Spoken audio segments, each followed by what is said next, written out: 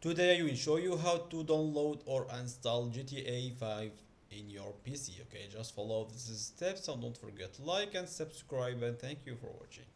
First, go to open your Steam and go and open and go to your library, and you will find hit GTA 5 Legacy or handed. If you don't have this, you can buy it from here and go to put in the search like grant, like this is, you can go to it. It's now, it's I think $14, like this. Wait, $14, yeah, for like $15. Okay, just buy it and come back. Just go now, open this and go to install, like this, and go. If you have second disk, you can choose it. Okay, but I have only one disk.